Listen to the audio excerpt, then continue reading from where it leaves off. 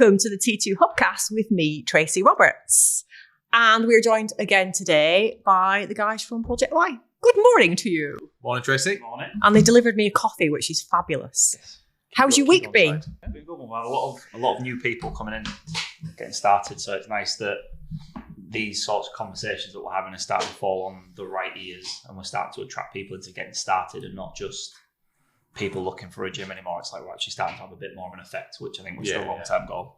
Brilliant. Having just turned a year old. That's Superb birthday. Yeah. We had a great birthday event and lots of cake and stuff, which was We had it for about 3-4 days. Yeah.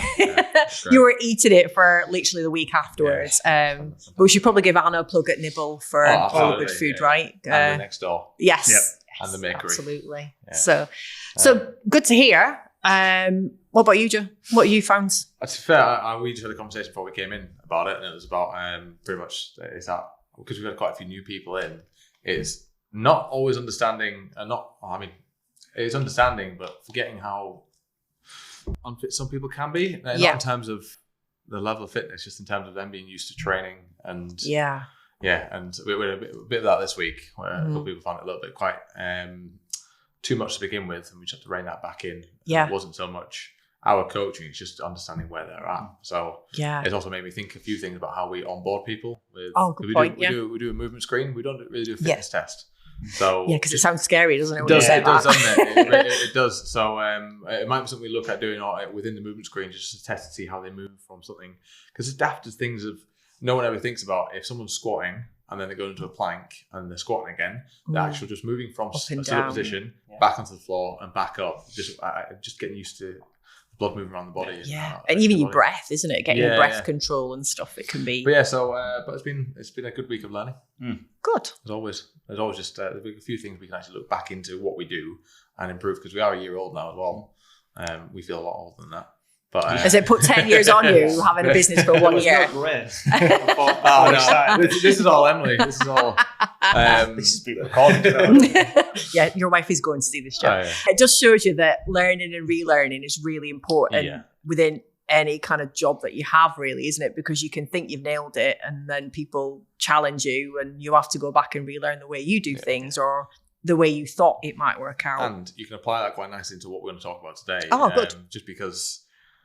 Some people come back into fitness. So some people come back into fitness later on in life. They might have started off whether they were playing rugby or football or even just doing PE at school and college. And as soon as they leave, they sort of dwindle up. They think they've still got that in them. And when they get too busy or have successful businesses and try to get back into it, of just finding that start point, and actually have to reassess where you think you are and just be honest with yourself and create that starting point that's where they are. One of the big things we say to people is we meet them where they're at. So we meet them where they're at now, as opposed to where they think they were. A lot of people go, I'll play football, I've played this, I did that. It's just like, okay. Still got it. Which some people do generally have that. It's good. So we know you can train to a certain base, but where are you now? That's what we're concerned about. Yeah.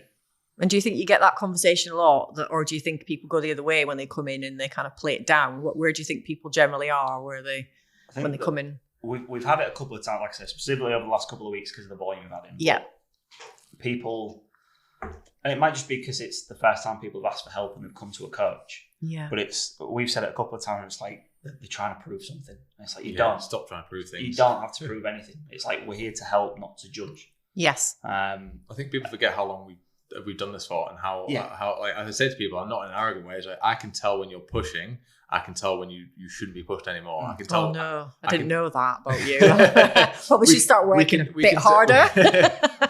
we can tell when people are actually pushing towards the limit, or tell people actually holding back a little bit.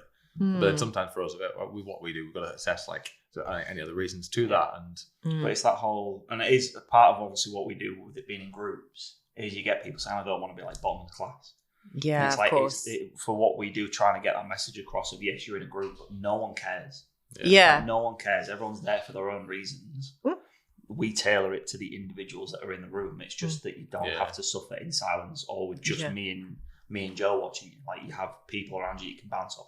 Yeah, that's a really good point, actually, because I'm just thinking of like environments I've been in where I guess it goes back to the conversation we had last time around you two and your approach to fitness, where I was like, well, I quite like a little bit of challenge. And you were like, no, as long as I know in my head where I am, that's okay for me. So I guess maybe there's a little bit of that for people who come in the gym, like that feeling of like, I don't want to be exposed as the person who's holding the team up or whatever it might be. And I've definitely found that I connect more with your kind of approach, which is I like to challenge myself, and I will kind of benchmark myself a little bit, but I'm not necessarily bothered if someone's quicker than me or whatever it might be. That's it. But that might be as I've got older. I think maybe when I was younger, I probably did worry about do you also find that because you're a bit more experienced when it comes to training, you know where your limits are? So you, instead of... Well, like you keep challenging that every week, but yes. But like you probably would push harder, not knowing what you're doing to yourself if you were worried about everyone else in the room. Whereas because you know... Like if you're going for a heavier deadlift, you know it's going to take longer. So it removes that stress. Whereas some people who don't have that training knowledge, that's where the problems come, is they're trying to live up to an expectation that they don't need to. And 9 times out of 10, they haven't earned yet. Yeah. So it's like we've said it a couple. I think I've spent more time this week just telling people to relax. Yeah. Just chill out. Just calm down. You said that to me at least twice this morning. Different reasons, though. Stop stressing, man. Just relax. Just chill. But there's two instances I can think of that recently. So one of us, someone who joined us on Monday, who was just like, I train on my own, but I was having a back issue, so I'm always a bit scared of doing that. It's just like, all right, see where you're at and build from. I've got someone who's come and joined us on Monday who used to be with a trainer, who's now training on her own, and every time she starts to train back on her own, she flares her back up. Straight away, it's finding out where they're at. So, but yeah, it's quite. We do get that quite a bit. So how do we get the message across to the people listening in today about let's strip it back to people who want to get back into some sort of fitness, if you like. And I know we did speak last time about fitness being different for everybody. How do they meet themselves where they need to be, if that makes sense? How do they avoid falling back into this is where I was? Well, I think it starts with what is fitness to them. So what I mean by that is what's your idea of fitness in terms of, do you think, again, how does that fit into your lifestyle? Is it because you're older, you've got kids, and you want to be able to grow old with your kids as opposed to just be old and have kids? There's a difference between the two. So where you can actually keep up with them if they're at a younger age and actually feel like you can still relate to them as you grow, or so that for you, fitness might be being able to just keep up with them. Or you might be a little younger, and like we said, we talked like some of those people that used to do stuff in the past, and you want to get back into that, and it's what your start point is. And so I think it all comes down to actually realizing your start point with it, and just assessing where you're at now. Yeah, and I combine that with, I think we touched on that last time again as well, with that perception of what training is. Yeah, is that when we say you need to go to the gym, everyone immediately goes to, especially when it's coach led, they go to Barry's boot camp where they're going to go mental for 30 to 40 minutes, 6 days a week. And it's like for the general popular, I would say for 80% of the people that we train, 3 times a week's enough. Like 3 times a week will do the job if you do it properly. It doesn't even have to be training in the gym either. No, but three sort of additional exercise training, whatever you want to call it, 3 of those hours a week, if you do it right, is enough. And I refuse to accept that people can't carve out 3 hours for themselves over the course of a week. I was just about to say that the first obligation we'll get back is I don't have time for it. So what's your answer, Alta? I don't have time for it. Check your screen time. If you go on your phone, check your screen time. I guarantee there'll be at least 4 hours a day on that phone. One of those could be walking. You could still be on the phone. Go for a walk, move, do something. It doesn't have to just be in the gym. But I refuse to accept that there is anybody who has less than 1 hour's worth of screen time on the phone. And if you're on your screen, you could be doing something productive. And some people use it for work, obviously. Yeah, we do. But there's at least a fraction of time in there where that is not. But I guarantee there's an hour to 2 hours is on an evening where you sat around doing nothing. Just go for a walk. Yeah, and I think it's just maybe carving out maybe your priorities as well. And if your priority is health, right? It's how much of a priority is it to me? Because it's being able to wind it backwards almost like, so the priority might be health, but what's it going to benefit to get that right? Productivity, all those things we said last time around productivity, I guess stopping the onset of things in the future, just being a little bit more with it, I think really is the biggest thing for me with exercise. But for most people, it's understanding added benefits and kind of working back from that, isn't it? It's like, if I can find this time, this is what will happen. But for some people, that's 3 sessions a week. For some people, that's, I don't know, 30 minutes after work every day. Yeah. For some people, it's actually, I do Saturday, Sunday, and there's a day in the week that I can make it, you know, to do something else. Do you think it makes a big difference if people kind of do it in different ways, or do you think that's acceptable for most people? I think it's finding a realistic start point for you, and it's what works for you and how fitness looks for you, and how. And I think as well, at points of the year, it will ebb and flow. So like you will have points of the year where you can actually dedicate 6 weeks or a quarter of the year actually training 2-3 times a week. But there's points of the year where that just doesn't happen. Because there's holidays, there's obviously illness, and there's just events that happen at the time, and obviously stuff that do crop up. So just what you need to find is that happy baseline that works for you. That isn't too much, but it's just enough, and you know what works for you to tick over. And to know what is tick over for you, you need to understand your priorities around that. And obviously priorities will dictate the time you spend on that. It depends what you're trying to get out of it as well. Yeah. Like if you're someone who struggles to move because your joints ache, just going for a walk 10 minutes there isn't going to fix that problem. Yeah. You're probably someone who needs to go and find a coach and do some strength training to fix that problem. If your problem's you're feeling overweight, then it's right. So now we play the averages. You need to get your step count up. We need to move first. Yeah. Training's a bonus, but you need to be moving more. But they're two completely different activities and activity levels and intensities for two completely different goals. So like the same people in the room will have different things, and that's probably that comes down to age as well. A lot of I think the older you grow, the more imperative strength training comes. Cardiovascular health, yes, because lung capacity pretty much. The recent study showed that lung capacity pretty much the bigger your VO2 max, the better you are at respiring, the longer you are likely to live. And the strength just helps support the joints and everything. So the lungs will help you live longer. Strength will help you live more pain-free and easier. That's a good way to look at it. Well, you can live a very long time, but your quality of life can be awful. Yeah. Like just because you're breathing doesn't mean you're living. Living is being able to go and do what you want. Like you can exist without going to live. But ultimately, I like that. It's good. If the last 10 years of your life you sat in a wheelchair because you've done nothing and you're struggling to get up and you need assistance to walk and you need assistance to get out of bed, there's no quality to that life. Whereas if the last 10 years of your life you still walk, and we all know there's that woman who's like 95 and you go, she's still walking on her own. And everyone goes, oh, good for her. Like that's she's put the work in. She's probably walked every single day to make sure she's kept that up. Most people like that have just done that naturally because of what it was like in their lifestyle, like growing up, or how it was back then. But the other thing as well, I think nowadays with the younger generation, some people, CrossFit have done a good thing in terms of bringing fitness to the masses, and it's more accessible, and it's televised, so people enjoy it. Made it sexier. Yeah, they made it sexier, which is a good thing and also a bad thing we have to unpick a lot of. But I'm not going to get into that. But a lot of young people think, oh well, I'm young, I'll get away with it. But we try and get the message across, like, yeah, you're young and you're going to see a benefit of it, but you won't feel the same benefit as someone who's older from it as soon. But you've got to spend time at that to understand that you're creating a better quality of life for you down the line. It's just like wills. I wouldn't even think about writing a will now, but realistically, you've got to think about those things. You do, So no matter how old you are, you've still got to think about it if you've got, because it goes through a process that if it's not put in the right place, it just goes straight back into the state, doesn't it? So I listened to it was a good podcast that had Matthew McConaughey was on it, and he was talking about screen time for kids. And how he's not letting his kids have a phone until they're 15. And the whole reason behind that was that he wanted them to develop their own identity without being told what it should be, because they're on Instagram too early. And it was a real interesting point when you take it to fitness, is you sit there and go, how many people are sat, especially when we're talking younger generation, their only perception of fitness is what CrossFit throw out or what media throws out, or what they're being told, you should be able to do this, you can do this.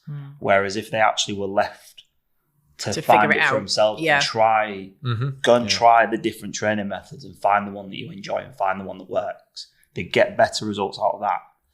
But we're both part of the problem and trying to fix it that's what social media is there for, is to push your business. It's so true. The next T2 Leadership Retreat will take place on the 7th to the 9th of May 2024. To book your place on the ultimate leadership development experience from the People Performance People, or for more information, please visit www.trans2performance.com. People who really get into things, they go hammer and Struggle hit. with the word balance. But they go hitting hit. Yeah, that's the probably 3-4 days a week, and don't realise actually the effects of the body if they're doing that every day, and then they don't balance that out with other things, and then they do chastise themselves and do become injured. Brings and it back to that boot camp. Yeah, it does. But if people were left to kind of, like you say, understand, feel things out a little bit, they'd realise the benefits naturally. I think they'd say, okay, it is good for me to have these 2 30-minute hit classes a week, but actually what's really benefited me is to do some strength training amongst that. And actually a little bit of yoga's helped, because you mention the word yoga to most people and they think of downward facing dog, a whole room of ladies. Yoga has a lot to answer for as well. You can go too far one way. You can, But and if you link back to what I said about VO2 max and lung capacity, that's probably one of the best things about yoga is the biggest thing impact it has, especially in the older generation, is learning how to breathe. Yeah, and there's a lot more research coming out. People can't get their head around that, can they? No, they don't understand it. So stuff like it's a little bit seems a little bit holistic, but the more research is coming out of the way we breathe, how we process oxygen and expel carbon dioxide, it has it plays a huge factor into reducing illness as we age. But when you talk about balance, you give a really good example there. So I hate the phrase overtrained. Yeah, I hate when people get to a point where they've trained to a point where they've got injured and they go, I've just overtrained because they're doing 6 days a week. It's like you haven't overtrained, you've under-recovered. Yes. So for every hour you train, realistically, you should put that much time into your recovery, whether it's going for a walk, whether it's stretching, whether it's swimming, yoga, something. So realistically, 3 sessions a week of good strength training coupled with 3 sessions a week of go for a steady swim or have a stretch. Or a hobby. If you've got a hobby, go do something else. But that's where you say balance. That's what we like about that is it's adequate challenge in your training, but adequate recovery. Yes. And that's where you get longevity in training because you don't get injured. People get injured, just train with no thought whatsoever to recovery, and then they get injured. They want that hit, don't they? They literally want to feel like they've nearly died. And again, it's not always on them. No, not always on them. The industry's got a lot to answer for. We will not get into that.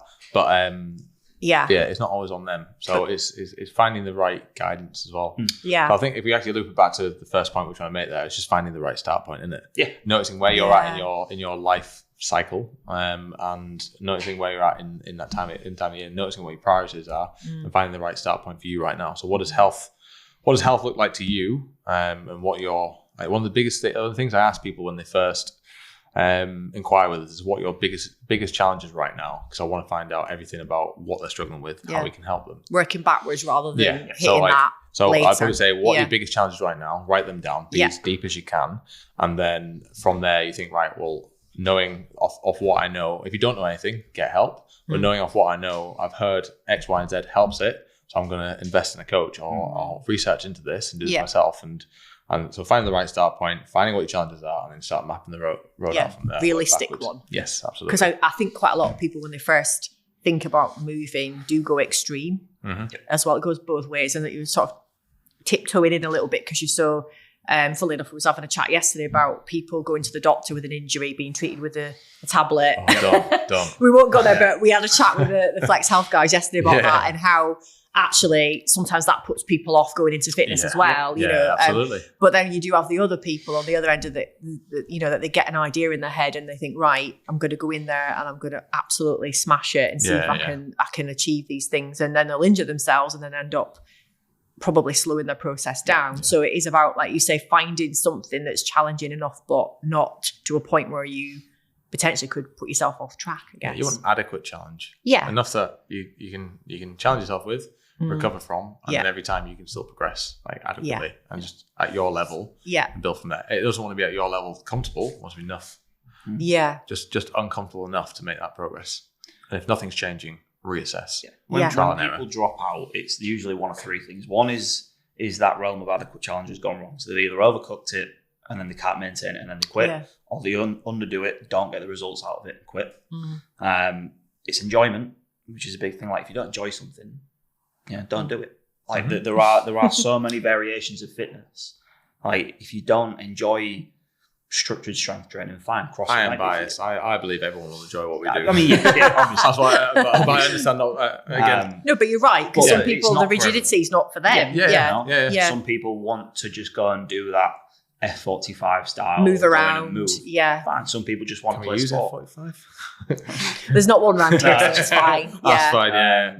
But people want to do that kind of thing. Fine, go do it. Some people just want to play sport and they'll go straight for the local five-a-side league or the netball leagues or whatever, because they just want to get out and it's the gamification side. What else happens with that? Social interaction and community. Which is a real drag when you go to commercial gyms. You know, like some have that culture, but not many. Like I said, we did it for a portion while we were opening up, while we were building ours. We walked out. I was like, I get it. We had to rein it in, because you can come across as someone who's a know-it-all. There was only one occasion when I was in a commercial gym that I actually went across, because the two ladies trained together, and the way she got on the back squat, she'd walk up to it and reverse into it. Never back squatted in life before, and I was like, all I said to her was like, oh, if you just turn around, it'll be a lot easier to get off. And she went, oh yeah, actually, it actually makes sense. But yeah, there's a lot in there. But it depends how you come across as well, because too many people say, no, you shouldn't do that, that's bad. It's like, no, don't tell them it's wrong. No. Just maybe suggest that's the better thing to do, or try this, see if it works. Yeah. And I guess what would your advice be like? Because not everyone's going to be fortunate enough to be able to go to a facility like yours. Mm-hmm. So if people are starting out at the gym and they decide that they do want to start doing stuff and they are going into that kind of environment, how do you think they could actually make the best out of it? If they're going brand new in and they've never done it in their life, I would suggest investing in a coach. If you're in Hull, there's some two great coaches sat right here. But I'd invest in the coach 100%, because you need that help and guidance. Mainly, because to start off with, if you've got a variety of different things, you've got motivation that brings you into it, but then you've got to create the discipline, which comes with the accountability. So you need to be held accountable. So it might help you to be held accountable to someone. If you're very intrinsically motivated, you can do it yourself, fantastic. But if you're not, and you know you're not, get someone in there. Or I'd say go with a friend, which is a good thing to do. But eventually, if something gets up, if you're relying on them, there's sometimes where they don't come in. So you've got to be able to rely on yourself. So get an external factor, get a coach, do some research with the coach, go through what you want, and let them tell you how their program's going to help you, and if it is or isn't, and maybe shop around a little bit, but get some advice first. Yeah, and if coaching isn't necessarily the way to go, if you're just going into a commercial gym and you've never trained before, just keep it simple. And this is again where I'm like, don't do what Instagram tells you should be doing. Just go and do the basics, the stuff that looks really simple and easy to do. Just go start with that. Don't overcook it. Do 3 or 4 sets of 8 and move on. Don't couple it with things. Don't complicate it. You know, if need be, just stick to like your fixed weights, your machine weights. Just go learn how to move and learn what things should feel like. And then when you're ready, then ask for help. But at some point, especially if you are brand new, you got to ask. Because it's like anything. It's like you wouldn't just go and start driving a car. No, you know? We like to think not. Well, but ultimately, like it's something you don't think joyriding. You got to treat you going in to the gym in your own level like joyriding. It's illegal. Eventually, you need some authority in there. That brings up a really good point, actually. Not about joyriding, but people used to kind of have that debate with me around machines versus like fixed versus free weights, and I'd always say the same thing. You know, if you're brand new in, there is an element of you just feeling what it should feel like. Fixed weights are great for that. But then at some point you've got to enable your body to move better. But I think that's a great point, that most of the time, actually, if you just stick to the main muscle groups and the main pieces of equipment, then you can't really go wrong with them. Actually, that's not true, because I've seen the blueprints and on Instagram. But you know what I mean? I think that's a good piece of advice, because most people will like the look of the equipment in the gym. And when we went through that whole phase of functional fitness, and we had all these balls and fancy looking things in the gym, and everyone were doing all these Swiss crazy balls, exercises. Swiss balls. I mean, what even happened? People like the look of them, don't they? But then I'd often watch people in the gym sort of go over and tap them and sort of, what do I do with this? And then walk away, or they'd use them really badly. So the analysis we did was that was the stuff that was hardly ever used, although a lot of it could have been quite useful if they knew what to do with it. But that's when a coach steps in, isn't it? A good coach. And a good coach will teach you things that you probably didn't know or probably wouldn't do yourself, I would say. But quite often, you can spot a bad coach, in my opinion, for people who throw you in too quickly to these crazy things. And maybe just loading the bars up too much or whatever it might be, you know. Yeah, for us, it's a process. You got to have a prerequisite. We make sure everyone moves before they touch anything else. And it's as simple that we can tell quite early on. How we move. Even when we first opened, all the people who joined us did a movement screen without realizing, because we just set our first few sessions were a movement screen because we wanted to make sure everyone moves. And we picked out about 3-4 people like, right, so they need to start there. They can move on to that. Let's go and move from there. Yeah, and we've said from the off that like anyone that joins our trial, the goal is that whether they finish the trial and they go somewhere else or whether they join afterwards, whatever point they leave the ecosystem, they leave more knowledgeable, more confident, more capable. So even if they do just go, right, I want to just go back to a commercial gym, it's like, fine, take what you've learned and go and apply it. Yeah. If that's all that you use it for, fine. 9 times out of 10, they'll sort of hang around. At least we're looking at like 6 months, because then they're in the process and they can see some results and they want to progress, which is great. But that's why we've never done any tie-on commitment with the trial, was because, like, again, from our perspective of what we're trying to change wider than just us as a business and in the community, if everyone in Pure Gym had come through us for their trial, Pure Gym would be a much better place to train, because then people who walk in for the first time are going to be surrounded with other people who have learned. And like I say, unless you learn, unless you ask the question, you're never going to improve. So, that's part of our mission, if you like, isn't it? Yeah. And in order to learn, and so let's say if we move on from finding a good start point, the next would be setting some non-negotiables, wouldn't it? Setting some things that you're like you as a non-negotiable that you're going to do, because if you do prioritize health, but you're trying to become more accountable, you've got to set those areas that you will always do no matter what happens, whether that is a 30-minute walk. I'd probably go back. I'd rely more on time than I would steps if we're going for a walk. It needs to be 10,000 steps, but sometimes not. Like whether it's a 30-minute walk or an hour walk every day, or it's your 3 training sessions a week. Yeah. And it doesn't matter if that's an hour, 50 minutes, an hour and 30. It's just 3 training sessions a week that's non-negotiable for you, so you know you're going to be moving forward to your goal. Yeah. So starting point, setting some non-negotiables that you can follow and that you'll always do.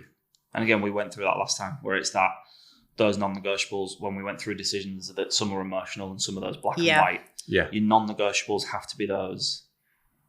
This is a decision. One takes me where I want to go, and one doesn't. Yeah. And it's not a how am I feeling? Can I put this one off? Or on it's like, no, this one happens. This one has to happen. Yeah. This is your check mark. There are others where maybe what you do in that 30 minutes goes off field. Yeah. But the non-negotiable is that something's happening.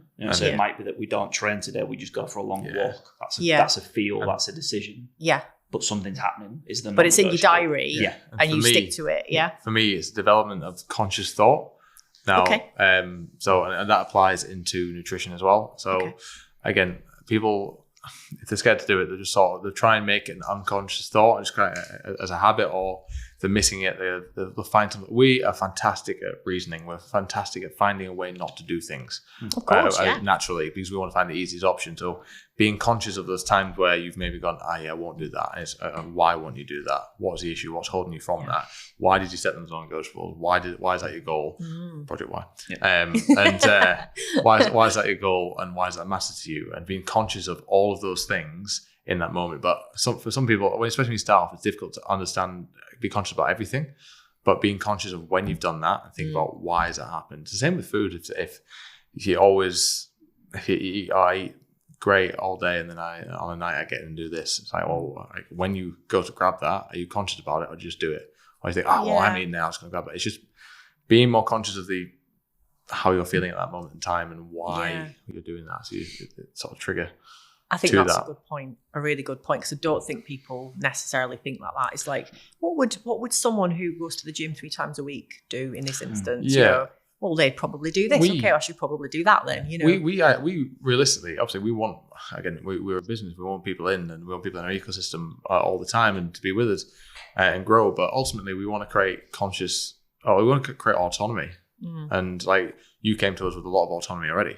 which is great. And we knew exactly what you want from Too us. much autonomy. So, yeah. I'm doing this. But yeah. To rein you back in. But like in terms of like your lifestyle choice and everything around that, you already have that in. So when, like you said, when you go, non-negotiable for you is when you have to find a hotel that has a gym on it.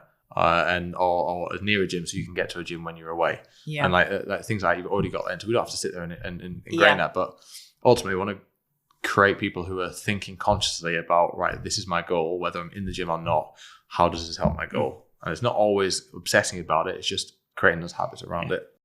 Are you a fan of our podcast? If so, make sure you're following us on all of our social media channels. You can find us on TikTok, Instagram, YouTube, Facebook, LinkedIn, and Twitter by searching Trans2 Performance. By following us, you'll have access to exclusive content, special announcements, and more. Join the T2 community today. When I was coming through academy systems, it was my dad that said, actually, but it was like you act like you're always being watched. Like someone's watching everything you do, and especially when you're in that environment, especially when you enter the building to your leave, someone's watching. Yeah. And it's like, it could be on your lunch and you're going across and it's like someone's watching what decision you make here. And obviously at that point, it's a lot more cutthroat. It's am I going to make it or could be not? The difference between me getting signed and somebody else getting signed. But all of a sudden you're very, very conscious about your behavior. And there's no surprise that correlates with performance choices. Yeah, like those elite environments that breed that, and it is a pressure cooker, but that's where they get the elite results. And that's obviously not applicable for everyone. But when we talk about accountability, sometimes that's it. And you hear people come in that are doing the weight loss programs with you, and they'll sit there and go, I was going to go and have this at the canteen, and then I just heard Joe's voice in my head saying, why are you choosing that? And it's definitely, but it's the same principle of that's accountability, and a conscious thought is how, even if it's not to yourself, I have to justify this decision to somebody. If you're embarrassed or you're ashamed about that decision, you know it's the wrong one. And it doesn't need to be someone making you feel shamed about your decision. Like sometimes you wear it. You don't send videos to people saying shame. No. Well, that's that emotional decision we said last time. Sometimes you go, I'm going to make the wrong decision. That's fine. Yeah. I've made that conscious decision. Like, today a takeaway is the right way to go. We all just need it. Fine. Yeah. But you can justify that with, but tomorrow I'm going to do this. Yeah. So then when you do have that check-in with Joe goes, well, what was the decision here? That was the decision. I don't care about the takeaway. I don't care about why. I care why they've done it. Yeah. And I care about what they were feeling at that time to do that. And because that is where you need to work. The actual act isn't the issue. It's what leads you to that act.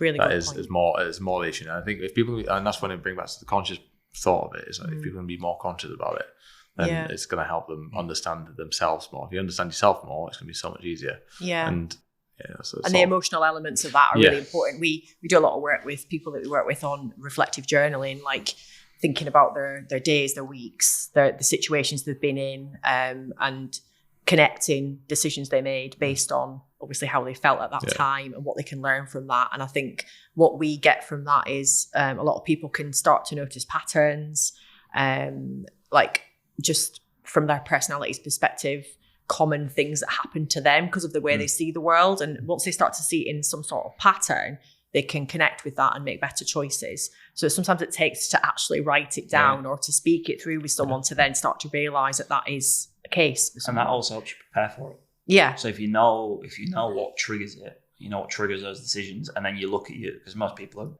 especially when we're talking about busy people that are trying to find time, they've got the life or the week laid out for them. Oh yeah, you can see where the stress points when they're making money, they know where it is. Yeah. But then you go, you know those, and it's as daft as you're going to have that long busy day, right? Of course, of the day before where it's not as busy. What can I do? Can I get an extra 20-minute walk in because I know I'm not going to be able to do it tomorrow? Can I prep some food?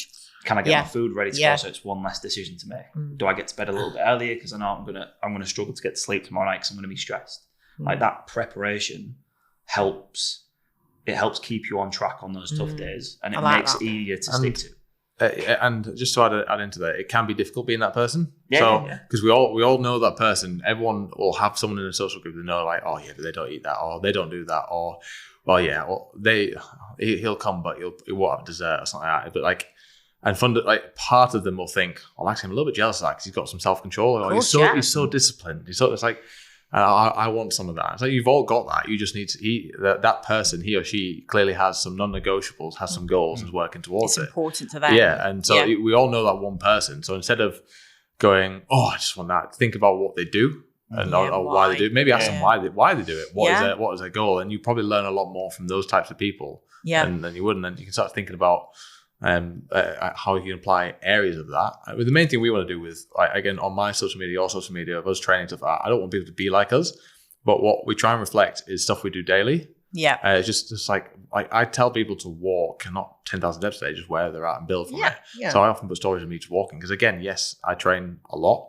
We own a gym, so obviously going to train a lot, and we're probably more advanced than most in how we train, but I still walk. Yeah. It doesn't mean I don't train. I can't out train being active, because there's going to be a certain point I'm not going to be able to lift as much, lift as often. Yeah. I still need to be able to walk and have a healthy lifestyle. And that's what I'm trying.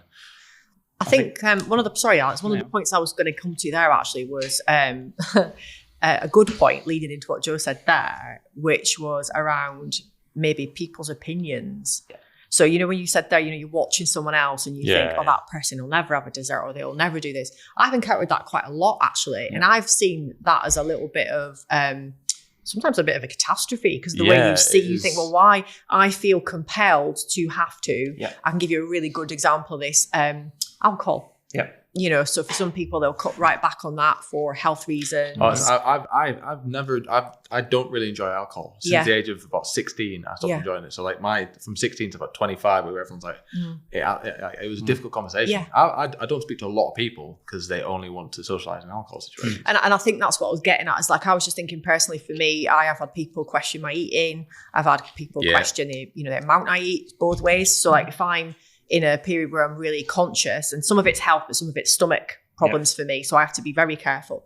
But people question, do you eat all that? So if you're training a lot, or if you're, grazing a little bit, how often do you eat? And then if you don't want to drink, why are you not drinking? And that can be a reason that people fall off the wagon. My best bit of advice for anyone is don't comment on anyone else's eating, drinking habits unless you're there to actually help them, and maybe actually think about how is what they're doing is that affecting you?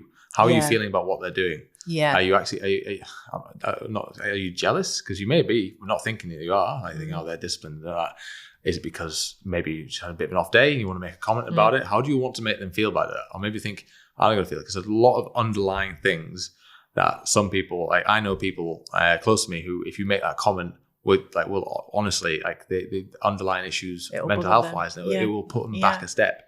So always be conscious about how you approach someone who's eating, drinking, even just certain social situations, because not everyone is the same. That's exactly what I was getting at, because I've been in that situation myself where I felt so judged, but equally I've you're doing something for yourself and you want to make a positive change, or at least whether it is the right or wrong thing to do at that time, but right now you're still trying to make yourself better. So that person's trying to improve their well-being. So respect that. And equally, if someone's eating stuff that you don't agree with, it's not for you to comment on that either. We see people eating stuff all the time. People come up to us and go, I don't care what you've eaten. Did you enjoy it? Yeah. Do you feel guilty about it? Do you ever bang into anyone in the supermarket? Because that used to be my thing. And I was always down the wine aisle in Sainsbury's or something. And I'd think, oh God, I've just come out of classes. And it's pick something up and put it back. I'm like, I don't care what you eat. It's your decision. I'm here to help you make better choices. Right, and we can create that perception as well as coaches. I mean, we've had it before. Bless her, there was a girl at the gym who was talking about nutrition, and she decided she'd come to tell me that she'd had a takeaway the night before. And I was like, great. No, what was it? Was it a Boona? Yeah. Oh, it was Joe. So obviously Joe was leading on fat loss stuff for her. So I was like, well, why are you going to tell Joe? Oh, was she nervous to tell him? Well, she came out. She was like, I just don't. I imagine Joe just doesn't eat anything bad. Oh my God. She was like, he seems, because he's so knowledgeable, he just makes those decisions. Whereas I imagine you really enjoy a takeaway. She did not realise how do you enjoy a takeaway, Alex? Absolutely. And that's why I was like, 1,000% correct. But I think you just called me fat. She was like, and the meltdown that occurred was fantastic. But it's that, again, when we say we don't want to come across as preachy. It's that make the decision. You're real, aren't you? At like the end of the day. we'll make bad decisions. You saw us on the anniversary. Like, I was eating cake, and I was like, you were inhaling. You had 5 almond croissants. So literally, like, honestly, they were fantastic. And worth please every bring more. moment. Yes. Every squat after that, it was worth it. And part of it is trying to get the point to some people that have been like that is part of it. We sort of earned the right to an extent. Like we have a bit more flexibility because we spent a lot of time being different. I've spent time doing it where you've been restricted. Spent time where you've been flexible. I've spent time where, but I've gone through that learning process. And some people see that one instance and think that's what I should be doing. It's not that. You've got to think all the different instances in there. And while we're in there, it's a sidetrack. So obviously it's not targeted at this audience. But if you are, it is, I suppose, by leadership, it is targeted. But we went to White College at the start of the week, and one of the things you said to the guys, the kids there, is if you want to get into this industry, you don't have to look a certain way. Like there's pressure as a leader in any industry to live by the example. Yeah, of course. Yeah. But it's set realistic leadership targets. It's don't picturize it. You know, don't make it something that it's not. We aren't. You know, we when we went to that Athex competition, and there were guys there that were shredded. The first thing I said to them I said to some jack people here, but their movement is atrocious. And I said their movement, most of them. Yeah, their movement. Old fat boy who likes to take a turn up. But it's that. My favourite conversation he's ever had. It was unbelievable. But it's that I train for performance. I've never been bothered about what it looks like. Whereas you get people who train for aesthetics. And then all of a sudden we've gone into a domain where we're testing performance. It's a bit of both, isn't it? Yeah. And if you just looked on the face of that, you go, you'd be like, he's going to be tank, he's going to tank. But honestly. And the reality of it is we sat there watching and we're like, we've got members that are training 2 or 3 times a week that have been here for 6 months that are lifting more than you guys. Like they would outperform or lifting better for a start. Yeah. And it's that. So perception's a big thing, again, isn't it? That false perception of fitness doesn't look the same for everyone. Yeah. And so purely because we did it for PTs and fitness coaches is don't pressure yourself into having to look a certain way. Yeah. Like being a good coach is having the knowledge and the communication skills to execute. You're not there to, you can look like me. And that's what people are looking for, right? Yeah. And I don't think they did, because when I was first in the industry, it was more about what the PT looked like. Yeah. And I'm not going to go into details. You're selling yourself, aren't you? Well, you are. But again, going back to people I employed, I could think of people who were really skilled, maybe weren't looking as ripped, but the person who looked ripped got most clients initially. Yeah. I think we're smarter than that now. Yeah, to an extent. But there's still a lot of PTs who are fully booked and busy because they've got the gift of the gab. Or they've got social media. So if they can sell and they can market. So do your maths on it and work out, is it worth it? Yeah. So we're going to run out of time because we could just talk for ages. But have you got any golden nuggets to throw in there? We've covered loads there. So we've gone through a realistic start point, non-negotiables. Next we go into more of like making it easy to adhere to, so don't make it a ridiculous challenge. What would you say next? Couple appropriate challenge. So we've gone through adequate challenge. Yeah. And that might not be something you can do by yourself. That might be where you need help. Yeah. You could probably get a start point, make it a non-negotiable on your own. Yeah. But that adequate challenge, that's where people will probably need the most help. Just add into adequate challenge with your start point. You might think about it over, let's say it's a Sunday night and you're like, right, I'm going to create a start point. Your start point might take 2 weeks to create. Yeah. So assess what you're doing on a day-to-day. Don't change anything. Assess everything. Track everything. Create as your start point. And to create adequate challenge, create an average, whether it's steps, calories, protein, activity. Create an average of what you're doing. And then adequate challenge would be adding on top. So if it's steps, you're adding 500 steps on top for 2 weeks. So there's adequate challenge. Or if it's training, I'm going to add, I don't train. I'm going to add 1 training session in these next 2 weeks. That's an adequate challenge. Got you. Calories. I'm going to drop them 10%. I might still be in the surplus, but it's adequate challenge because I can do that. And then my underlining point to finish off on here was 3 sessions is plenty. Okay. 3 sessions is plenty, but activity is more vital. Activity and general activity levels are where most people fail. And when you're talking people with a busy lifestyle, got full-time jobs, it's not training that kills them, it's their activity throughout the day. Yeah. Take the small steps to be active, and it could be parking at the back of the car park and walking in, take the steps. Every time you go to the toilet, go grab a drink of water. Those little 1% will have a bigger effect than trying to stairs, not the elevator or the escalator. They have more of a compounding effect over time. You're than right. trying to train and then overdoing it, injuring yourself, and then never training again for the next 5 years. Yeah, and I think your home comforts, actually, if you're working from home, is, you are more compelled to sit at your desk for longer. We've all been in that position. Yeah. And what I always found was people would kick back about, it's great to work from home. And then I'd make the comment about food prepping, and they say, well, why would I do that? I've got a fridge. And I say, well, actually, if you do that, you'll stick to it because you'll take it back to your desk. Yeah. And if you prep for that, you're more likely to be successful with your eating, aren't you? So hide the Jaffa cakes. Or plan the Jaffa cakes. Yes. Plan the Jaffa cakes into your diary. That's a good idea. Yeah. Guys, thank you so much. No, it's been good. It's always a pleasure. We will see you again soon for another T2 Hubcast. Hi, listeners. I hope you enjoyed this episode of the T2 Hubcast. If you did, please consider leaving a 5-star review on your favourite podcasting platform. It only takes a minute and your feedback is greatly appreciated. Reviews help other people find the show and learn about the amazing topics we cover. Additionally, please turn on notifications so you never miss an episode. And finally, please subscribe or follow the T2 Hubcast if you haven't already. Doing this means that you'll automatically receive new episodes as soon as they're released. Thanks so much for your support.